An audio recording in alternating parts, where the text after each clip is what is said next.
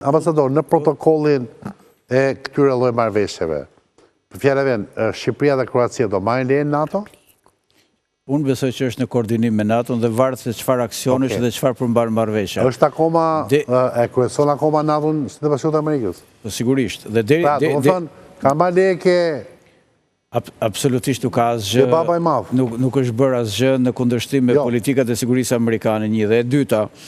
Po ta vini re gjithë ky brezi i sigurisë përballë Rusisë, përballë kërcënimit rus, po kërkohet të konsolidohet dhe kjo është një pjesë e segmentit evropian. Dhe në formë një lloj patkoji që mbron sigurinë dhe e vendosur e gjithë kjo marrëveshje, e vendosur edhe në deklaratën e sotme të krerëve të Bashkimit Evropian, të cilët kanë bërë një deklaratë të qartë për forcimin e sigurisë evropiane në raport me Rusinë, në mbështetje të Ukrainës, i bie që këto tre vende nuk kanë bërë ndonjë gjë të madhe që ne duhet t'i kushtojmë rëndësi, por ajo çfarë trem Serbinë nuk është ndonjë gjë për të trembur. Realisht, Bashkimi Evropian ndryshe nga herët e kaluara ka bërë një hap përpara në çështjet e sigurisë evropiane. Unë të kuptoj, po Serbia nuk ka reaguar për shkak se është trembur nga kjo marrëveshje. Kjo nuk është marrëveshje mbrojtje e ndërsjellë, pra nuk është marrëveshje strategjike në fushën për të mbrojtur. Është për të zvogluar edhe fuqinë në Ballkan, për të thënë një sekondë se si ti. Fuqinë e kujt?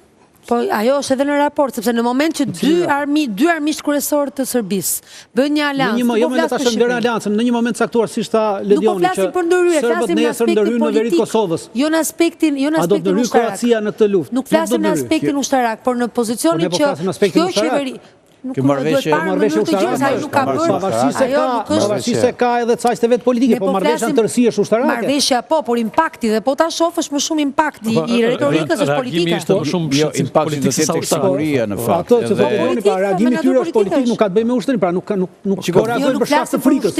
Ne flasim për raportin e komunikimit dhe gjuha e përdorur. Po raporti i komunikimit, çfarëdo që të bëjnë kroatët dhe çfarëdo që shqiptarët, më fal për shprehjen, sigur një portë të çojmë neve, ata do ngrihen dhe do ankojnë gjithnjë.